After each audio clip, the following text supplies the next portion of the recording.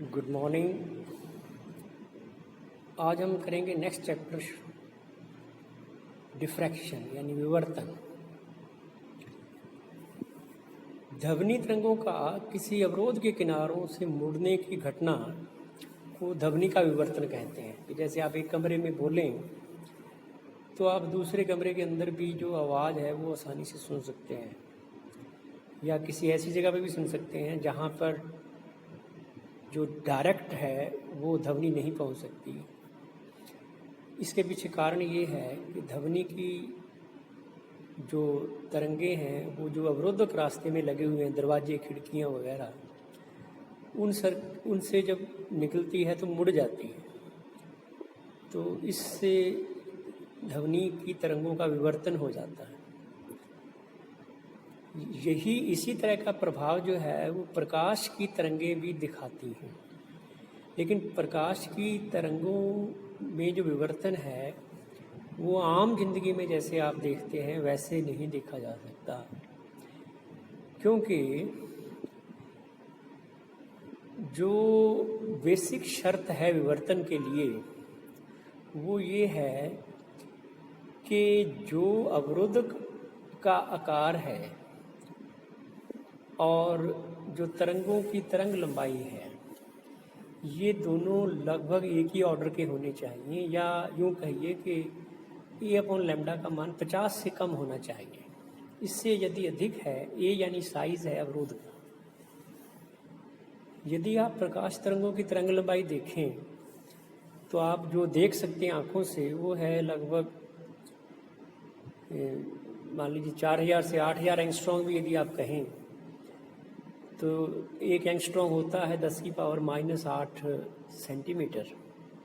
तो प्रकाश के तरंगों की जो तरंग लंबाई लैम्डा है वो बहुत कम होती है,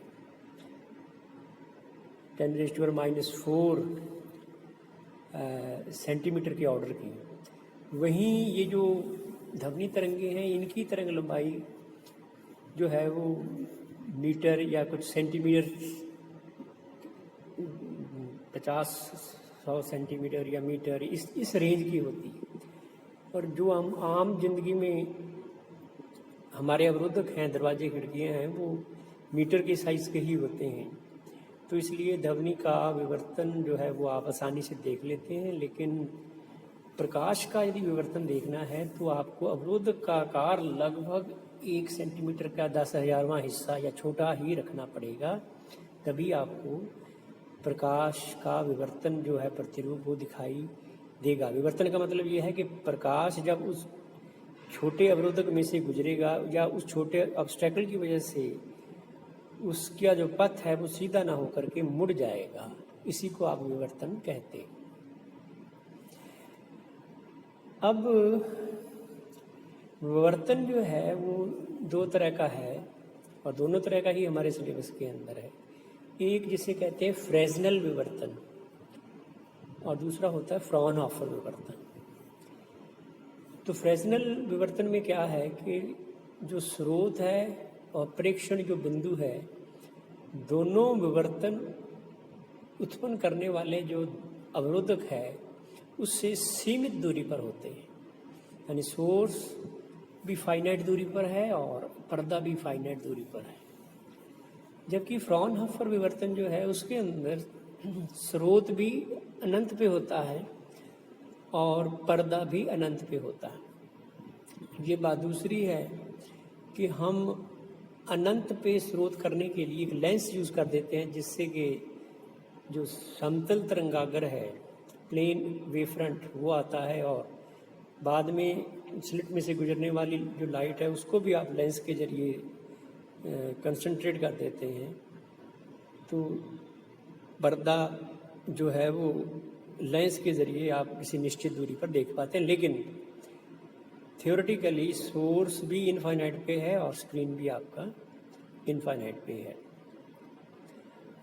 अब देखिए, इन फ्रेस्नेल और फ्रॉनहोफर विवर्तनों की तुलना हम पहले कर देते हैं, लेकिन इसका जो डिटेल है वो हम 1 बाय 1 पढ़ेंगे।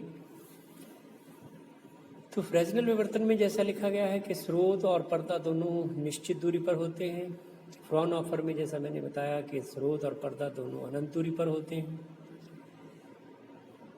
फ्रेस्नेल के अंदर आपतित और विवर्तित तरंगागर बेलनाकार या गोलीय हो सकते हैं, क्योंकि निश्चित दूरी पर यदि निश्चित होंगे तो निकलने वाला जो वेव फ्रंट है वो स्फेरिकल होगा। यदि लाइन सोर्स है तो उससे आने वाला जो वेव फ्रंट है वो सिलेंड्रिकल होगा, बेलनाकार होगा। जबकि दूसरी तरफ जो फ्रॉनहोफर विवर्तन है, इसमें क्योंकि ये अनंत पर है तो आने वाला जो वेव फ्रंट है वो प्लेन वेव फ्रंट होगा, समतल होगा। जाने वाला भी विवर्तित भी प्लेन वेव फ्रंट ही होगा। फ्रेस्नेल विवर्तन के अंदर जो स्रोत और पर्दे की जो बीच की दूरियां हैं वो महत्वपूर्ण होती हैं, जबकि फ्रॉनहोफर के अंदर तरंगागर का विवर्तक पर झुकाव महत्वपूर्ण होता है। यानी आप किस एंगल पे देख रहे हैं ये इम्पॉर्टेंट है। ये फ्रॉनहोफर विवर्तन की बात है, ये हम डिटेल में सिद्ध करेंगे। इसमें फ्रेस्नेल विवर्तन के अंदर इसमें प्रेक्षण लेंस का दर्पण की सहायता, इसमें प्रेक्षण लेंस या दर्पण की सहायता से लिए जाते हैं। और इसमें जो फ्रॉनहोफर है इसमें प्रेक्षण जो है वो टेलीस्कोप के द्वारा लिए जाते हैं।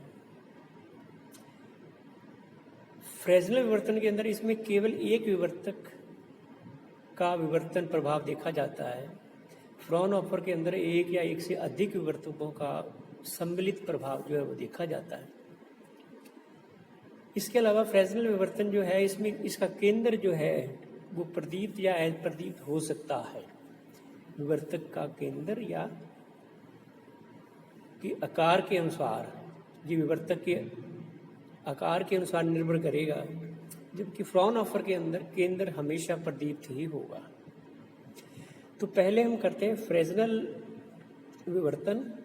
ये जो तुलना करके बताई गई है, ये हम जब ये दोनों चैप्टर फिनिश हो जाएंगे तो आप इस चीज़ को फिर पढ़ के देखना। ये हम वही लिख रहे हैं यहाँ पर जो इनकी रिजल्ट्स हैं। अब देखिए कि फ्रेस्नेल हाफ पीरियड जोन, कि फ्रेस्नेल विवर्तन के अंदर जो अर्धावर्ती कटिबंध क्षेत्र होते हैं वो किस तरह से बनाए जाते हैं। तो हाइगन के अनुसार तरंगागर पर स्थित प्रत्येक बिंदु द्वितीयक तरंगों के स्रोत के भांति व्यवहार करता है, जिससे द्वितीयक तरंगें जो है वो उत्सर्जित होती। फ्रेस्नेल ने किसी तरंगागर के कारण उसके सम्मुख स्थित किसी बिंदु पर प्रकाश की तीव्रता ज्ञात करने के लिए कल्पना की कि तरंगागर के अनेक ऐसे कटिबंध क्षेत्रों में विभाजित किया जा सकता है कि क्रमागत कटिबंधों से प्रेक्षण बिंदु पर तरंगों में कलांतर जो है वो पाई का आए या पथांतर λ/2 का हो। इसे फ्रेस्नेल हाफ पीरियड जोन्स कहा जाता है। देखिए कि मान लीजिए ABCD एक प्लेन वेव फ्रंट है या कोई और, मान लीजिए कि एक समतल ही है। सपोज पहले आप ABCD को एक समतल वेव फ्रंट मान लीजिए, और P है सामने कोई पॉइंट जहाँ पे आप इंटरेस्टेड हैं कि यहाँ पर लाइट के बारे में हमें जानना है। तो सबसे पहले तो आने वाली जो लाइट है इसके हाफ पीरियड जोन्स जो हैं वो बनाए जाएंगे। हाफ पीरियड जोन बनाए जाने के लिए सबसे पहले क्या करते हैं कि P पॉइंट से परपेंडिकुलर ड्रॉ करते हैं इस वेव फ्रंट पर। मान लीजिए ये O पॉइंट पे मिलता है और O से P की जो डिस्टेंस है दैट इज स्मॉल b। अब आप इसी P को केंद्र मानते हुए एक गोलीय कोश बनाते हैं जिसकी जो रेडियस है वो है b + λ/2। तो ये जो गोलीय कोश है इस प्लेन वेव फ्रंट को एक सर्कल में काटेगा, और ये जैसे दिखाया गया है OM1 जो है वो इस गोलीय कोश को, ये वाला जो गोलीय कोश है वो दिखाया गया है यहाँ पर, ये वाला पहला गोला कोश। फिर आप इसी P को केंद्र मानते हुए एक b + 2 λ/2 रेडियस का गोलीय कोश बनाएं। वो मान लीजिए दूसरा सर्कल बनता है। इसी तरह से b+3 lambda by 2, b+4 lambda by 2 और b+n लैम्डा बाई 2 इस रेडियस के गोलीय कोश बनाएं और वो मान लीजिए इस प्लेन वेव फ्रंट को सर्कल्स में काटते। तो इसके अंदर ये O से लेके M1 तक जो अंदर वाला सर्कल बना है, इस सर्कल को कहते हैं फर्स्ट हाफ पीरियड जोन। फिर M1 से लेकर के M2 तक ये जो क्षेत्र है बीच वाला, ये जो बीच वाला क्षेत्र है M1 से M2 तक, इस क्षेत्र को कहते हैं सेकेंड हाफ पीरियड जोन। इसी तरह से आगे third half period zone, fourth half period zone, और ये जो Mn और Mn-1 इसके बीच का जो पट्टी है, उस पट्टी को बोल देते हैं Nवां हाफ पीरियड जोन। तो P पॉइंट पर जो लाइट आती है वो इन हाफ पीरियड जोन से आती है, पहले से भी, दूसरे से भी, तीसरे से भी, और जितने भी आगे हैं उन सभी के सम से जो है P पर लाइट का पता चलेगा कि कितनी लाइट आएगी। मान लीजिए OM1 पहले हाफ पीरियड जोन की त्रिज्या है, O से लेके M2 की त्रिज्या जो है वो सेकंड हाफ पीरियड जोन की है, और OMN जो है वो Nवीं हाफ पीरियड जोन की त्रिज्या है। तो यहाँ पर सबसे पहले एक इम्पॉर्टेंट रिजल्ट जो हमने इसकी परिभाषा में भी बताया था कि जो पहला हाफ पीरियड जोन है और दूसरा जो हाफ पीरियड जोन है, इसके बीच जो लाइट P तक पहुंचती है, पहले हाफ पीरियड जोन से जो पहुंचती है और दूसरे हाफ पीरियड जोन से जो पहुंचती है, उसके बीच लैम्डा बाई 2 का पथांतर है, क्योंकि दूरियों का अंतर ही हमने इस हिसाब से लिया है। इसी तरह से दूसरे और तीसरे के बीच फिर लैम्डा बाई 2 का है, तीसरे और चौथे के बीच फिर लैम्डा बाई 2 का है। तो ये पथांतर, यानी आप यूँ कहिए कि पहला हाफ पीरियड जोन से आने वाली लाइट और दूसरे हाफ पीरियड जोन से आने वाली की लाइट ये विपरीत कला में होगी। इसी तरह से तीसरे की पहले की कला ही होगी लेकिन दूसरे की विपरीत होगी, और चौथे की जो है वो दूसरे की कला होगी, दूसरे हाफ पीरियड जोन की, लेकिन पहले और तीसरे के विपरीत होगी।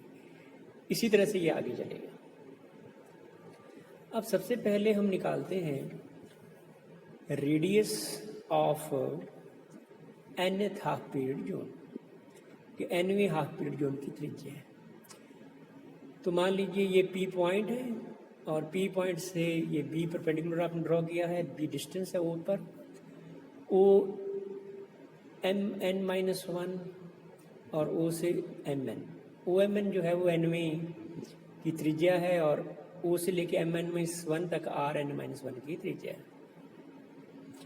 अब इसमें ट्राइंगल MNOP से देखिए, MNP square is equal to OP square plus OMN square. ये पाइथागोरस थ्योरम है, लंब का स्क्वायर प्लस आधार का स्क्वायर इज इक्वल टू कर्ण का स्क्वायर। तो दूरियों को लिख दिया मैंने, B plus n lambda by 2 का square is equal to B square plus RN square. यहाँ से RN स्क्वायर की वैल्यू निकालिए तो NB lambda plus n square lambda square 0.4। अब लैम्डा भी काफ़ी कम होता है, इसका स्क्वायर और भी कम होगा, तो दूसरी टर्म जो है वो पहले के मुकाबले में काफ़ी छोटी है। तो आप कह सकते हैं RN is equal to NB lambda square root. यहाँ से जो रिजल्ट आ रहा है वो ये कि RN यानी किसी भी हाफ पीरियड जोन की जो त्रिज्या है, that is proportional to root of n, यानी प्राकृतिक जो संख्याएं हैं उनके वर्गमूल के अनुक्रमानुपाती है। इसका मतलब जो जैसे जैसे n का मान बढ़ेगा, त्रिज्या का मान जो है वो बढ़ेगा, नो डाउट, लेकिन जितना बढ़ने की दर होगी, यानी जितनी त्रिज्या पहले से दूसरे का अंतर होगा, उतना अंतर दूसरे हाफ पीरियड जोन और तीसरे हाफ पीरियड जोन की त्रिज्याओं का नहीं होगा। इसलिए तीसरे और चौथे का अंतर और भी कम होगा, चौथे पांचवें का अंतर और भी कम होगा। तो ये इसका मीनिंग है।